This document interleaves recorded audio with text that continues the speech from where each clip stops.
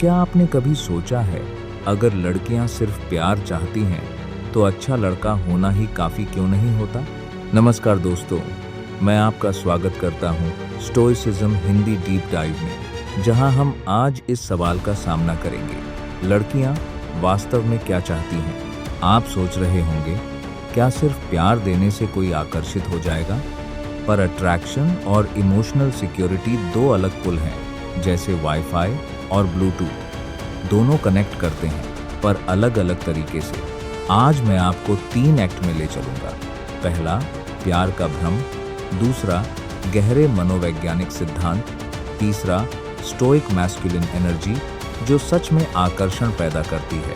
तो तैयार हो जाइए, क्योंकि आज हम न सिर्फ रिलेशनशिप का सरफेस स्क्रैच करेंगे, बल्कि असली डेप्थ पर डाइव करेंगे और आपकी मैस्कुलिन आइडेंटिटी को रीडिफाइन करेंगे। क्या आपने गौर किया है कि कुछ पुरुषों की उपस्थिति ही मैग्नेटिक क्यों होती है? अब सोचिए, अगर कोई व्यक्ति हर परिस्थिति में कंपोज्ड रहता है, उसके पास इमोशनल स्टेबिलिटी है, तो क्या वो ऑटोमेटिकली अधिक आकर्षक नहीं हो जाता? इमोशनल इंटेलिजेंस और पर्पस दो टेक्निकल टर्म्स हैं। इमोशनल इंटेलिजेंस को मैं कंपेयर करूंगा स्टीयरिंग व्हील से, जो रिलेशनशिप को सही दिशा देता है। पर्पस उस इंजन की तरह है जो पूरी गाड़ी को ड्राइव करता है। अगर आपके जीवन में डायरेक्शन है, तो आपकी एनर्जी नेचुरली पावरफुल होगी। आप खुद सोचें, क्या मैं सिर्फ रिलेशनशिप के लिए जी रहा हूँ, या मेरी लाइफ में कोई मिशन है? आश्चर्य की बात यह है कि महिलाओं को सिर्फ प्यार नहीं चाहिए, बल्कि स्टेबिलिटी, मैच्योरिटी और लीडरशिप भी चाहिए। यही वो मूल तत्व हैं जो स्टोइक पुरुष को बाकी से अलग बनाते हैं। अब सवाल उठता है, क्या हमेशा अवेलेबल रहना सच में आपके वैल्यू को बढ़ाता है या घटाता है? आप खुद सोचिए, अगर कोई व्यक्ति हर समय मैसेज करता है, तुरंत रिप्लाई करता है, तो क्या उसकी एनर्जी स्कैर्स है या अबंडेंट? स्कैर्सिटी प्रिंसिपल बताता है कि रैरिटी वैल्यू बढ़ाती है। जैसे रेयर डायमंड की कीमत आम पत्थर से कहीं ज्यादा होती है। सेल्फ रिस्पेक्ट और अवेलेबिलिटी दो कॉन्ट्रास्टिंग टर्म्स हैं। सेल्फ रिस्पेक्ट उस बैंक बैलेंस की तरह है जो जितना ज्यादा बचता है, उतना ही वैल्यूबल होता है। अब आप शायद सोच रहे होंगे, अगर मैं कम अवेलेबल रहूं, तो क्या मैं गेम्स खेल रहा हूं? नहीं, ये सेल्फ रिस्पेक्ट है, अपने समय और एनर्जी को प्रायोरिटाइज करना।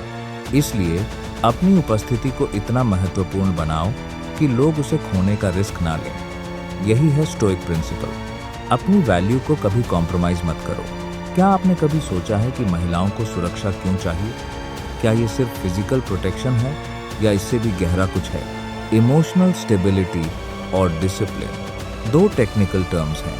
इमोशनल स्टेबिलिटी, इमेजिन कीजिए एक एंकर की तरह जो स्टॉर्म में भी शिप को स्टेडी रखता है। डिसिप्लिन उस कंपस जैसा है जो रास्ता दिखाता है। स्त्री चाहती है कि पुरुष संकट में भी स्थिर रहे। ब्रेकडाउन्स, ओवर रिएक्शंस और वैलिडेशन की जरूरत नहीं। अब आप सोच रहे होंगे, क्या मैं मैस्कुलिन हूं या सिर्फ डोमिनेंट? मैस्कुलिन स्ट्रेंथ ग्राउंडेड होती है। ये टॉक्सिक डोमिनेंस नहीं, बल्कि ऑथेंटिक रिस्पॉन्सिबिलिटी है। स्टोइसिज्म कहता है, मैं परिस्थिति से बड़ा हूं। जब आप परिस्थिति पर कंट्रोल रखते हैं, तब आपकी प्रेजेंस मैग्नेटिक हो जाती है। क्या हर बात शेयर कर देना रिलेशनशिप को मजबूत बनाता है, या उसकी क्यूरियोसिटी को खत्म कर देता है? मिस्ट्री और बाउंड्रीज दो शब्द हैं जिनकी तुलना केमिस्ट्री एक्सपेरिमेंट से की जा सकती है। मिस्ट्री उस कैटलाइजर जैसा है जो रिएक्शन को तेज और इंटरेस्टिंग बनाता है। बाउंड्रीज लैब वॉल की तरह हैं जो एक्सपेरिमेंट को सेफ और कंट्रोल्ड रखते हैं। अगर आप हर समय इमोशनली एक्सपोज्ड रहते हैं, तो अट्रैक्शन कम हो सकता है, क्योंकि नॉवेल्टी और क्यूरियोसिटी फेड हो जाती है। अब आप सोच रहे होंगे, क्या बाउंड्रीज रखना सेल्फिश है? नहीं, यह सेल्फ रिस्पेक्ट है। ना कहना आपके स्टैंडर्ड्स को प्रोटेक्ट करता है। जब आप कंट्रोल्ड, मिस्टीरियस और सेल्फ रिस्पेक्टिंग होते हैं, तब आपकी उपस्थिति साइलेंट पावर बन जाती है, और यही स्टोइक आकर्षण का राज है।